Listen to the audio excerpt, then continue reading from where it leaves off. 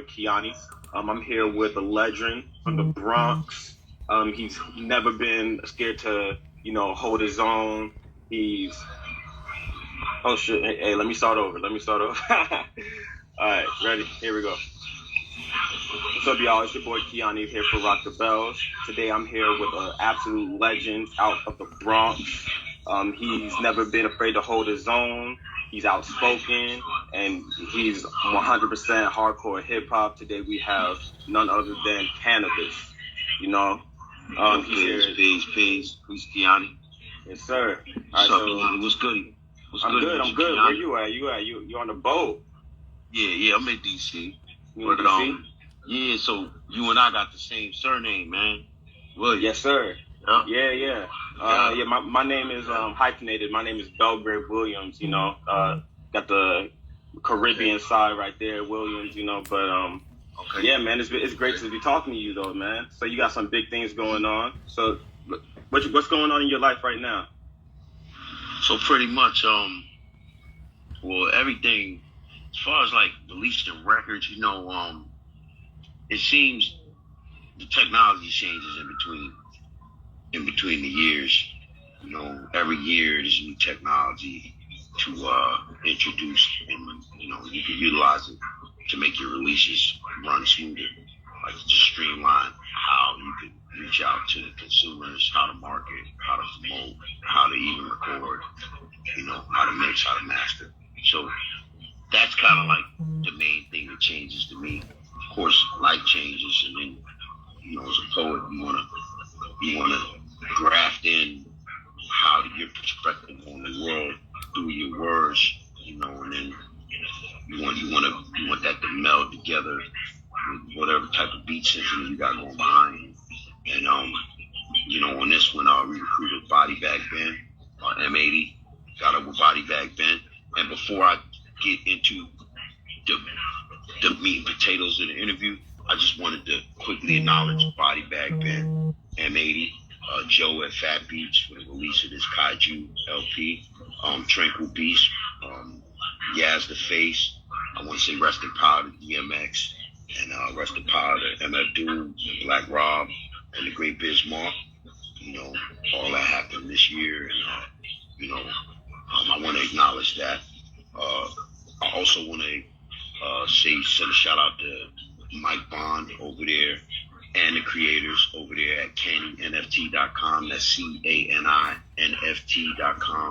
That's where you can go immediately to get the new Kaiju LP and participate in the challenges and the gifts that we got going on there at that site.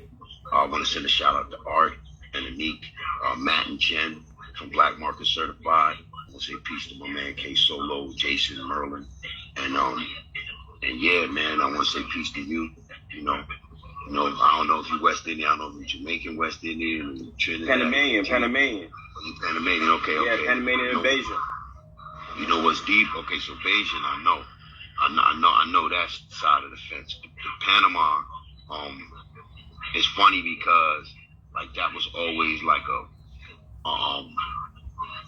in the last 10 years or so, that's been like a goal of mine to like go to Panama and hang out there for like 6 months, maybe 9. You know what I mean? See what that experience is like. I want Yes, you have to. It's beautiful. It's beautiful out there. That's what I've heard from expats and people on that side of the fence, and everything got to go through that canal. So I mean, it can't be that bad. It's got to be great. Like what everybody's saying, everything goes through there. Yeah, 100%. Yeah, so 100%. Let's get into the singles first. So you have 2 singles that came out already. The first one was you're gonna help me with this pronunciation. Is it Carmagion? It's Curmudgeon. Curmudgeon, okay. Yes. And you got Verses. So right. Both of those are some hardcore, heavy, classic Cannabis hip hop tracks. You're hardcore, you're going in, ruthless. So let's get into the first one first. So how'd that come about, and what's the message on that one? So Curmudgeon, like I wanted to go straight with something like Verses or something like that. And there's another surprise record I got on the record I wanted to go with. Maybe I would have went with Hydra, the name Curmudgeon, I grabbed the name because sometimes people were like, why does he use these titles, a lot of times it's pretty much just like an obsession with, having this word in the lexicon, and I wanna use it, right? So I'll find a reason to use it. Curmudgeon, like, I wouldn't consider myself, like, what the definition of a curmudgeon is. It's like a nasty person or a grumpy old man or something like that, or a woman. And I wasn't describing me, man. I just titled it that. You know what I'm trying to say? Like, but the single was a little bit. So I want to make the definition, make the distinction between, like, my musics when I'm coming out. The musics are different in that some of them are like ego driven, right? And then some of them are, it's want to take on the role of an educator or somebody that's relaying information. You know what I mean? And then there's another side to it where, and these are all separate of themselves. The third side would be just like a scientist or something, like not even knowing what he's creating in the laboratory. So you're coming along for the step-by-step ride. It's like you interning with me and we're in my laboratory and I don't really even know what I'm doing. I'm just throwing it together. I'm using my past experiences and I'm putting it all together to make, definitive music records, definitely keeping in mind that I am entertaining. So I wouldn't want anybody to take the music and, it's like Arnold Schwarzenegger, right? Excellent action hero and stuff. Sylvester Stallone is my favorite, but I really love Stallone. But I like how Stallone had went and employed a lot of the other action heroes like Wesley Snipes, Dolph Lundgren, Arnold Schwarzenegger, Chuck Norris. Like, he went and got these guys, Jason Statham. What is it, Jet Li, or there's others in there. I know I'm leaving some out. Mel Gibson. Like, there's tons of guys that he got in there, and I'm leaving. And what's the black dude's name? Terry Crews. Terry Crews. That's right. That's my man. So I want to I think the next Expendables, he should definitely go get Michael Jai White. I think Michael Jai White and Wesley Snipes should do a film together, like not Bad Boys, but something like that, because those two guys, I feel like they never got their flowers when it comes to what they can do together, like, right? But so hopefully that'll happen in the future. But back to what I was saying, Arnold Schwarzenegger, I really do appreciate how Stallone went and employed a lot of the other action heroes from our era that we grew up watching in blockbuster films. And it's like, Arnold, we gotta keep it all the way above and point out how, in Commandos, he yellow taped 400 people. I was saying like 411 people. Like, when I was young, I remember sitting, watching, and counting how many people he yellow taped in that film in Commando with Ray Dawn Chunk. And so, and that's just one film, right? Like, that was his thing. He come in, he yellow taping the whole set. And so, Terminator, I mean, we can name him Conan, the Barbarian. I mean, we could just go on Total Recall. Like, that was his thing, man. True Lies. The other one where he had the Uwap, and he was in Russia or something like that. Like, we could go on and on, even Last Action Hero. So we can all agree that when you hear his name, if you're our age, the first thing you remember is one of those blockbuster films, and he was just, poker face guy, mean guy, in dog shape, ready to just yellow tape anything. But he still went on to become the governor. You understand what I'm trying to say? Like, he ended up taking up a leadership role and being something that he could be proud of, something that, his children could be proud of, his family, his loved ones, people that don't even know him, right? They could be proud of it. I'm proud of him being able to make that transition. The same way that, rappers and entertainers are able to make a transition into acting and stuff, right? So I just want to point out that, for some reason in rap, it seemed like people want to take your personal life, take your artistic, your ego, which is your name, whatever name that you have in rap, and they want to blend the two and mix it up. They want to throw it in a blender and make it seem like you're that person. Right. Right? You should be able to put your costume on, and jump into character and get your records done. Now nobody's saying that you're trying to disguise who you really are. But what I'm saying is it is poetry at the same time. It's entertainment, and as it stands right now, there are no reins on it. So we should be allowed to make the records without being boxed in, right? And so I wanna make the distinction that my records, all my musics, they have different elements to them, and the ego is something that I've had to, I have to make that distinction now, because I feel like on a broad, in a general way, I've sort of been attached to the ego of cannabis, right? But cannabis came out in the era of rap when that's what, Wu-Tang was out, Rakim, G-Rap, Kane, KRS-One, you know what I mean? Public Enemy, you name it, the leaders of the new school, Special Ed was talking shit on the mic. I mean, everybody was talking, like crazy on the microphone, right? You know what I'm saying? His squad, right? Everybody was talking to Redman, K Solo, like the whole His squad, EPMD. Everybody was talking crazy on the microphone. And so, I want to make that distinction, man, because I feel like the ego thing, rap fans from our age, around our age, circa our age, they gotta recognize that there is a difference there. You know what I mean? You shouldn't be, handcuffed to your ego for what you might use to drive you, to inspire you to make certain kinds of music. Right. So that is what I want to send that out there for this Kaiju album, because it's the first time that I said, I'm gonna speak on it in an interview. I'm gonna say that I'm gonna point out how there are some songs that are ego driven, but not many. The entire album is not like that. There's some records on there, conceptual records. I don't know if you heard Versus yet. Yeah, I did. Versus is a record that, ain't no ego involved in that record, man. I deliberately took a step outside of myself and I made that record as a fan. Right. When you listen to it, I made it as a fan, and things that had some humor in it. That's just humor from being a fan, right? That ain't humor coming from an ego of the artist making the record, Cannabis making the record. There's no ego in that record. It really is just coming from a fan's perspective, right? And so I wanted to make that distinction. That's all, man. Because I feel like sometimes we get caught up with that, and then people read you the wrong way. You know what I'm saying? Like, we got families. We got responsibilities. You know what I'm saying? People get out here. You know what I mean? Like, get out here. We put these uniforms. On. We go to work, right?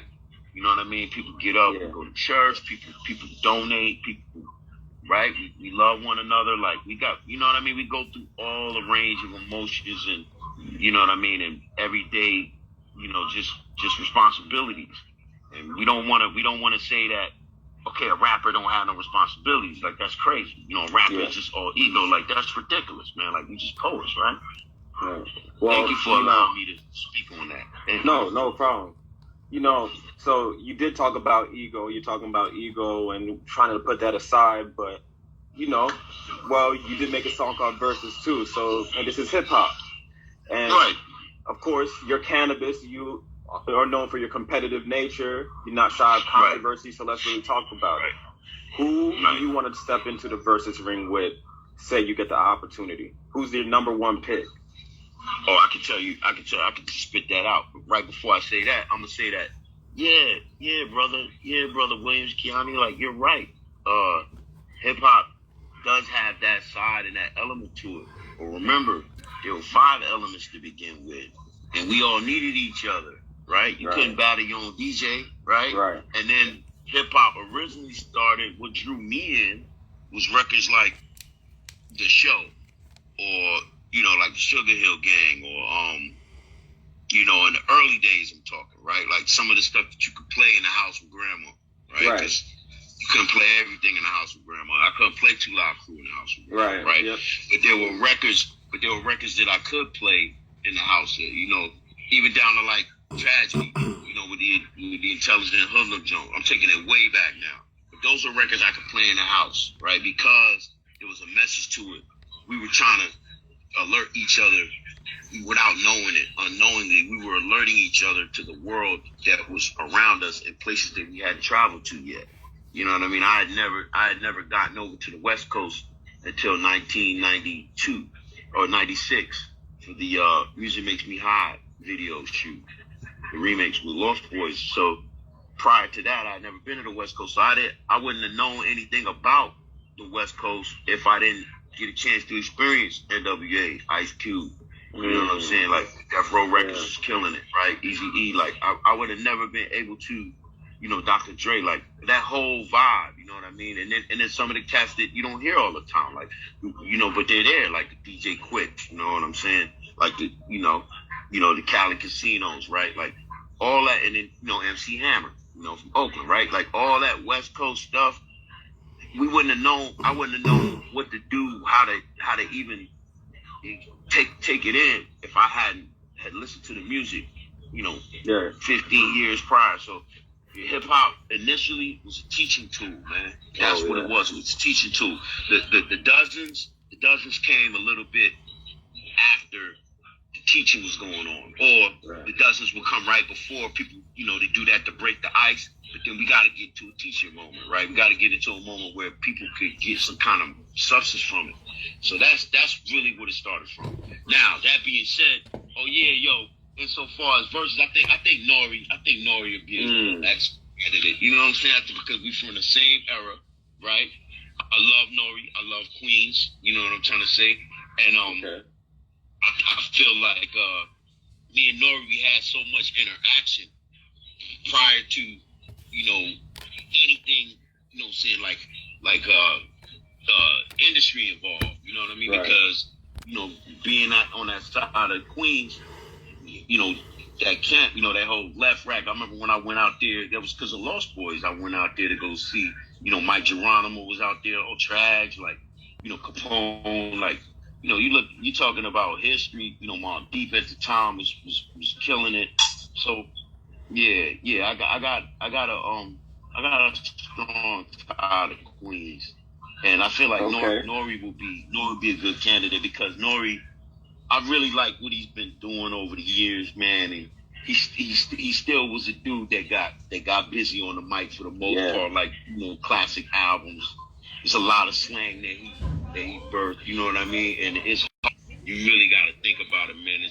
Queens had a lot of, you know what I'm saying, different, of course, competition. And, you know what I mean? Come on, man. All right, hey, so we talking about Queens. So, look, I'm going to have to bring it up. Will you step in the ring with LL? I know it's been years. I know, you know, you guys hashed out what you had to hash out, but it's versus, you know, what you going to do? So step in the ring for what? Like, talk to me. Versus. What you mean? Versus. Oh, well, all right, so let me put it to you like this. So I'm going to say this about that. L, he just got inducted into the Hall of Fame, man. You know what I'm saying? Like, it's I want to congratulate him for that. It's a, you know what I mean? It's a gargantuan achievement, right? Right? You can live a couple lifetimes and not be able to, you know, even get outside the door of an accomplishment like that, right? Right. Let alone get inside and be selected, right? So, you know, I ain't on L's level with that, man. Like, you know what I mean? Like, that's what I'm saying about the ego. Like, the ego was something in the early stages, like when youngins come and they come to get in the rap game, right? Their egos got to be turned all the way up, man, because how else are they going to make it, right? When you sit in front of the A&R and the A&R's like, yo, spit something. Or he might not even be trying to hear you. You got to be, you know, aggressive enough to spit something, even if he ain't trying to hear it. Right. Even if he don't believe you. You might have an A&R. I mean, in my case, I had an A&R that just didn't believe in me, right? In the beginning. And then as time went on, but it took years, right? So, you know, you can't really fault these youngins for being, you know, just razor's tooth. You know, just having razor teeth in the beginning, because how else they gonna get heard, man? Mm-hmm. You know what I mean? How else somebody gonna set aside, say, all right, man, 5 minutes, go, start the stopwatch? It's not gonna happen. So that's the state of mind I was in. I was young. I never thought about it like, okay, well, he been there, done that. He don't really want to go do that no more. He want to transition into something else, or the music was different, right? So I had to say that, you know what I mean? Like, yeah, you know what I mean? Like, that was just something that, man, I didn't have any elders in my ear telling me the best way to deal with that. I didn't have anyone that was reaching across the aisle, you know what I'm saying, to talk to L while all that was going on. I didn't have anybody reaching across the aisle on my behalf, my benefit. So, as looking back on it, I just feel like that was just like a force of nature that no one really tried to stop, right? And I mean, it unfolded, but I tell you what, we turned the negative into a positive, right? By keeping it on wax, and then also, getting out there. L had me come out to the Barclays. We did that in 2017, right? And then he played the Mikey D joint. Mikey D is also like another influence of mine, and Mikey D and L are close, right? And so we did that back-to-back record, and it got played on Rock the Bells. I think it might have got on Shady 45. So it was like through those relationships, and those are ancillary relationships. Like, I seen growth. I seen positive growth, positive vibes that come from it. And then when L was inducted, I mean, he shouted MOD out, he shouted me out. You know what I mean? Yeah. So it's like, hell no, I wouldn't want to step in no ring with L, man, like in 2022. Like, that don't even make no sense. Yeah, okay. You know what I mean? Yeah. I'm not even, that's what I'm trying to say. Like, and it's good that you asked me that, and it's good that I can clarify that, because that's what's going on with rap, man. Like, these writers, I don't know where some of these writers getting their educations from, the script writers, like whoever's writing the scripts for rap, you know what I'm saying? Like, they kind of need to be, they need to either upgrade, you know what I'm saying, update the software or something, or like think of what it's like right now, right? We done been going through this pandemic, everything, life has changed, it's never going back to the way it was.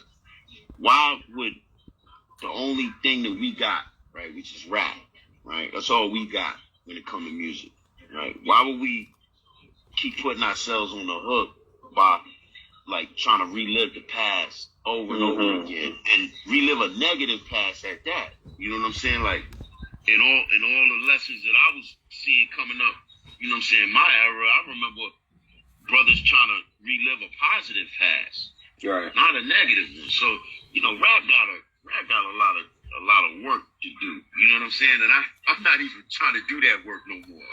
You know what I'm saying? So it ain't my responsibility no more, man. I did the best I could do. You know what I mean? And like I said, we turn all that negative, all them negative vibes around to a positive, and I feel like that should be focused on more than anything. Where, and that's what's up. Look, I'm only 23 years old when second round KO came out and everything. That was the year I was born, 98. So the lens I look at it through is more, like you said, it's all memorialized on wax. It's going to live forever. Your name, Cannabis, is probably going to go down as one of the most influential underground rappers out there that, put out the best diss record of all time. One of the best diss records of all time. So for me, the history is, yes, Cannabis is ill with the pen, and that, he held his own against an LL Cool J. So, for me, Cannabis get old. Cannabis get old. I don't mean to cut your word. Like, I want you to continue what you say, but Cannabis get old, right? Like, we all, you know what I'm saying? Like, and after a while, you start to realize, oh, that's who was going through the big homie mind, right? When you get like, I remember as a saying, my grandma used to say, like, don't worry, you get there. Sometimes you don't understand what they talk about. You just be like, don't worry, you get there. And it's true. When it's time, whenever that, that stopwatch, you get to it, it's your turn now to see what it was like. What you gonna do now? And I gotta say that I think we did well. I think we did well with it, all things considered. I mean, look at all the negative things that have happened in hip hop and I won't say that there's been more negativity in hip hop than positivity. I say that the way it's reported is how that's what seems to go down in history, right? Right. Yeah, I just want to say to all the people our age, and you know what I'm saying, thereabouts, don't be so quick to pull the trigger on what you think something might be. You know what I mean? Give it some time. All the artists have grown. Every single last one of them. When you hear their music, they've all grown, man. Like I'm gonna take somebody that is kind of is different from the vein of hip hop that when we was coming up, but still rap, right? Like a Rick Ross, for example. Rick Ross has grown, right? He's grown from what he was talking about in the beginning. Even Meek Mills, he's grown, right? 50 has grown. Like, how you gonna look at 50 and say that he hasn't grown, right?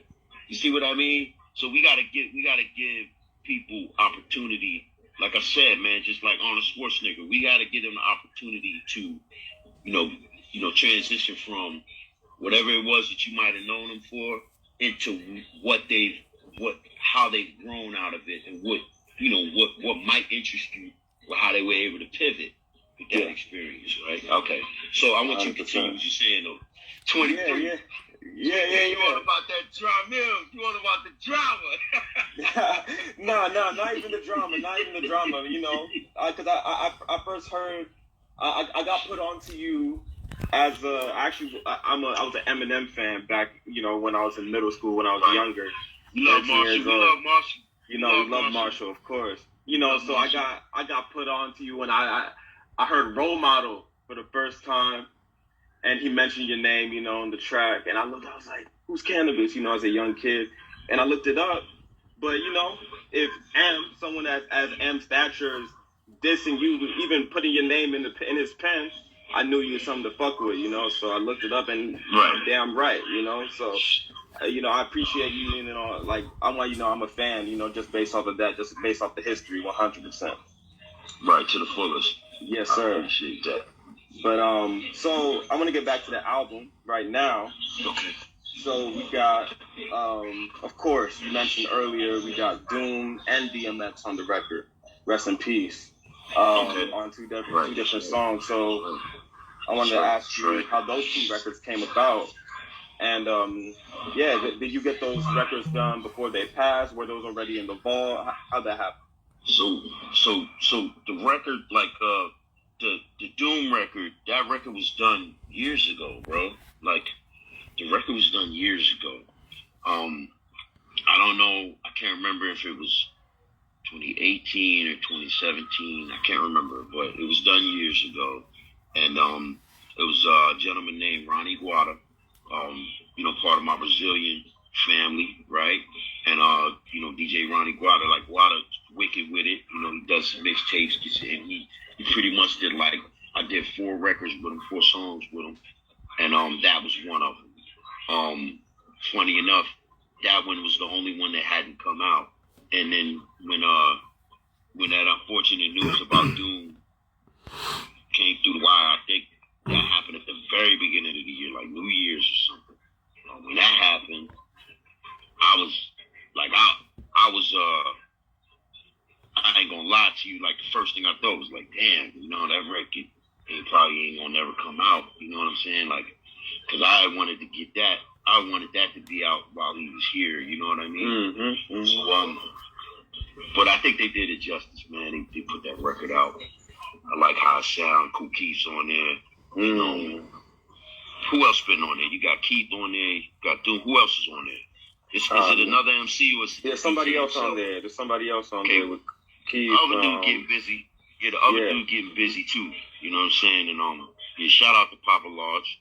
And man, just Doom. I mean, what can anybody say about Doom, man? Doom speaks for itself, man. Like, and so that record was done prior to the DMX record, and I don't want to, like, push it, act like I got X on there, rhyme and spit verses and all that. Like, no, what happened was, so M80 had been serving as DMX's A&R administrator for years, up until recently, right? And so, obviously, he's in the studio with him, working with him, like, they were constantly working together, right? And so, you know, 80 had extra ad-lib tracks here and there. I mean, can you imagine, like, working with somebody for months and years? You got plenty of stuff that, and so to immortalize my personal relationship with him and my memory of him, I really, and with the blessing from the family, I definitely wouldn't have like turned down having an opportunity to have his voice on a record with me, man. Like, right. Even if it was just an ad lib, you know what I mean? Crazy, you know what I mean? Like, I had to have that, So everything was done through the proper channels, and it's just ad libs. But to me, it's a lot more than that. But somebody else may be looking for some drawn out verse or something that might not move the needle for them. But for me, it did just more than what I could have asked for. So I'm grateful for that. Yeah, that's awesome. So the record is almost entirely produced by Body Bag Ben. Correct. So I wanted to know how that was and how it was working with him on the records, and how you guys linked up and got in the studio together. Yeah, so once again, A&R extraordinaire, and Matey went, put that together between me and Body Bag Ben, and Ben was all for it. And once I listened to Ben's beats, I was with it, and it just went down, man. We yellow taped that shit. Mm-hmm.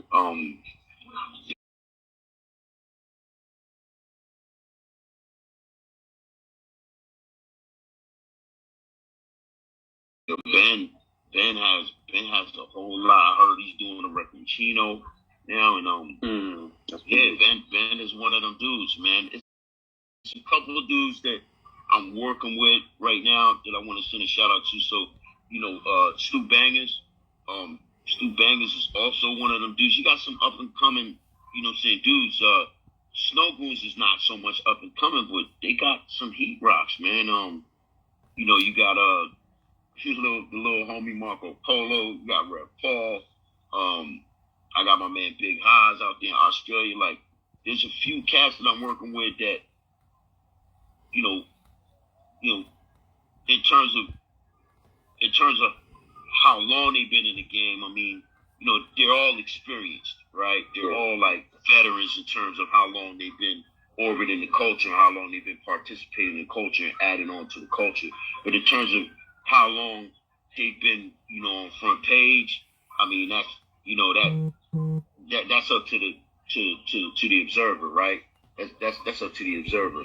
But yeah, there's quite a few up and coming dudes, like, to everyone else's knowledge, that they got some shit with them, man. And this goes back to what I was saying in the beginning, man. Like, this is what I'm talking about. I'm talking about collaborations. I'm talking about, putting together something that, if we're going to recreate anything, it's going to be the positive side of hip hop, the positive angle, the angle that, of course, you know what I mean, there's positive, there's negative, there's neutral, right? But I'm talking about stuff that we hear and it brings a smile to our face, right? You get an adrenaline rush, but you get the adrenaline rush to laugh, or adrenaline rush to jump up in the air, adrenaline rush to pump your fist, adrenaline rush to do that. You don't have an adrenaline rush to react, right? In violence, right? So that's what the artist that I got projects coming, 2022. Like, that's what I'm talking about, man. And I want to send a shout out to all of them. Right. No, that's awesome. Yeah, so as we come to a close, I just wanted to ask you if you have anything to end with, any shout outs, tell us what else is next. Are you going on tour? Just close it out for us. So I'm gonna say this, man. And this is probably against, like, counsel probably would tell me, don't say it, but I gotta say it because it's the truth. I got pretty much, like, I know it sounds crazy. I know that I know how it sounds, but I pretty much got like a stage fright kind of thing, bro. I got like a phobia thing going on right now, man. Like for a minute I had writer's block, right? The writer's block was removed during making this record, right? Yeah. And you know, I want to send a shout out to my man, you know, that I did Microphone Land with, Jackson was Prime, right? I want to send a shout out to my man Jackson was for real too. But, you know, writer's block was kind of removed during that record, and I owe that to Jax, right? But, you know, in terms of like the performances and stuff, and I gotta be honest with you, like there's reasons for it. Like, so, you know, circling back to what I was saying about just how hip hop is, where it's just ego infused, right? If everybody comes to the show with an ego, including the fans, you know, and you can, that's something that you can feel, right? Even the consumers got the ego. Then how can you, like, how can you, I can't be comfortable, man, in them type of atmospheres, man. Not no more, right? Because, you know what I mean? Like, I'm already high strung as it is, man. My mind is all over the place as it is, man. The last thing I need is to be unsure about the vibe that I'm getting from something, right? So, you know, for those reasons, also for I would never ever be as good as I was. It's an honest statement. You understand what I'm saying? I would never be able to rhyme like that again. Mm-hmm. I'd never be able to rhyme like that again, ever. Right? I'm substituting right now for experience. You know what I'm saying? Yeah. A little bit of filler, right? I'm substituting, right? And so I always feel like no matter what, man, I feel like I'm cheating the fans in the sense that because I can't be the Cannabis from 96, 97, 98. That's how I feel.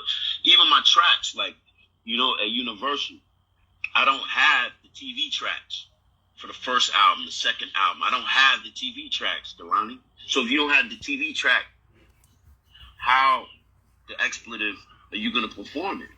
Right. Right? Yeah. See what I'm trying to say? There are a lot of Swiss cheese holes in there that every time it come up, I think about it. But nobody else thinks about it. Yeah, jump on stage, just do your thing. I know you got it. You know what I'm saying? Like, so I'm being honest and I'm just putting that out there. Like, I got stage fright. I got insecurities like you wouldn't believe around rap. You know what I'm saying? Right. Like, yo, I got love for Disaster, bro. Right? But the rap game will want to make it like there's got to be some type of animosity, right? So these are the things that I'm talking to you about. And personally, I'll just let you know, man, like, when it comes to my mind, I'm sovereign, right? Like, we all holding hands in this world because we all need to, you know, we're humans, right? We need to work with each other to get through the days and get through the years ahead, right? But in my mind, I'm sovereign. Right? My mind is sovereign. My spirit is with the Creator. My mind is sovereign. And I'm telling you, no one is gonna make me feel like no one is going to take the narrative from me in my mind and try to turn like all my efforts against me in my own mind. My contribution to hip hop and what I was trying to accomplish. Nobody's gonna be able to turn that around, but they can take it and run with it. And if they do that, I'm not participating. And it's nothing personal. It's nothing personal. It ain't nothing vindictive. I'm not looking for no. It's nothing vengeful. It's nothing malicious, man. It's just a word. Please. You know what I'm saying? And I keep it pushing, man. And it's gonna be like that. And that's why I think that's why I'm saying that. I'm saying that now because I don't want to put up some type of facade like I'm trying to accomplish anything else or anything more. You know what I'm saying? I would like to see hip hop ride off into the sunset. You know what I'm saying? With a gold medal win. You know what I mean? And in order for that to happen, if it means I just kind of like, you know, stay under the radar and just drop a record every now and then and just, you know what I mean? Just stay in that little emergency lane. You know what I mean? Just stay off to the side of the emergency lane, you know, with the Mickey Thompson tires on, right? So I can't get the run flats on. I'll do that. All right. Yeah. Word. Well, yeah, man. No, so look, yeah. I appreciate you. Hip hop appreciates you. Thank you so much for your contributions. You know, you did what you had to do. You're a legend in this. So, and that's why we're interviewing you right now. You know, Rock the Bells is about classic, timeless hip hop. And, you know, you did what you had to do to cement your space in that. So we thank you at Rock the Bells for that. And yeah, man. Yeah. Any shout outs you want to end with? Yeah, I appreciate that, man. Absolutely. I want to send a shout out to you for a blockbuster interview. I really do appreciate your temperament. I appreciate how, you know what I'm saying, you didn't have any agendas. I really do, Kalani. Look at my eyes, man. I really do appreciate that. You didn't come to the table with any agendas, and you didn't push any type of narrative. I appreciate that, Kalani. No, we got the same surname. We got the same surname, so yeah, it's only right. You know what I'm saying? That West Indian, that Irish West Indian, you feel me? That West Indian, that Jamaican Irish Bayesian, you know what I'm saying? Panamanian, right? But I want to send a shout out to you. Definitely a part of the family, like the hip hop family as a whole, because you over there building. For also like on my side of things, you know what I'm saying? I know if you ever need anything on this side, like everybody gonna recognize your face on this side of things, and we welcome you, right? And I want to send a shout out to all the other rippers out there, all the, you know what I'm saying, the people who have been following me throughout the years, and just like pretty much like they answered the clarion call when you know the C logo in the sky. They just hit CandyNFT.com, and they've been supporting the record. They got behind M80, you know what I'm saying? When M80 and I decided to come back and form Voltron, they got behind it, you know what I'm saying? I want to send a shout out to the Horsemen. I want to send a shout out to basically Puff World, these Cyberpugs, my Australian team out there. They got a 10,000 NFT collection. I want to send a shout out to Rare Hip Hop, these Cyberpugs that they put in their collection. You got MC Hammer, Fredro Star, Sticky Fingers, Sick Flow, Cali Ranks from Living Legends, and that's my man, that's my big homie, and it's available on OpenSea and Solana right now. Right. And I want to send a shout out to the creators of that, Sal and Jake. You know what I mean? Because that's also a transition that I see happening in hip hop. And, you know, why not make ourselves a part of that, right? Like, you know, Freddie and Sticky, you know, they got that mad, you know, that mad album, that movement. I really, we behind them with that. And Cali Ranks, of course, Living Legends and Steph, you know what I'm saying, Sean, Nine Ways Entertainment. I want to send a shout out to, you know, like promo team, you know what I'm saying, Tranquil Beast, Pirate, Shan 51, you know, Yaz the Face, Chill Lover Radio, New York. I want to send a shout out to Real Hip Hop, Real R&B, all the way over there in Australia. And, you know, they support my music. And so, you know, I want to support them and send a shout out to them. Chill Lover Radio, you know what I'm saying, Yaz the Face podcast. I also want to send a shout out to Afemi Music, right? I want to send a shout out to Hus Killer, right? For that Desperados record is crazy. I want to send a shout out to, you know, that whole team that's just in the little social media and stuff like that. I want to send a shout out to them. And I want to send a shout out to the artists that I work with. Very important to me. Marty McKay, we did the Matrix Theory series. I want to send a shout out to the Horsemen for the Last Ride, this record we did. I know they coming with something again. I want to send a shout out to them. And, you know, man, I look forward to seeing them ride off into the sunset. And, I want to send a shout out to Jackson's Prime for Microphone Land. I want to send a shout out to Big Solomon Wise for that Dying Breed collaboration we did. I want to send a shout out to the Intermeta record and Body Bag Bend in that too, along with this Kaiju LP. I want to send a shout out to everybody that supported Kaiju, man, and will continue to. And the next record, I don't know which one that you allowed to play up there, but I would really like. Because for some reason I got that record going on in my head. Merry Christmas and Happy New Year.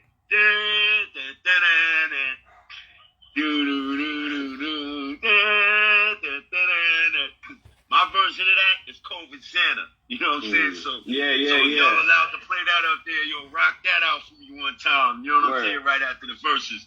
Yeah, rock that out for me, man. Because That's my version of Merry Christmas and Happy New Year. You know what I'm saying? Like, yes, sir. My hip hop version of that, right? And I love you, Kalani. Thank you. You heard? Yeah, no problem, man. Thank you. Love, life, and legacy. Love, Yes, life, sir. and legacy, man. Please, Say it with please. me. Love, life, Love, and life, legacy. and legacy. Yes, sir. All right, Kalani.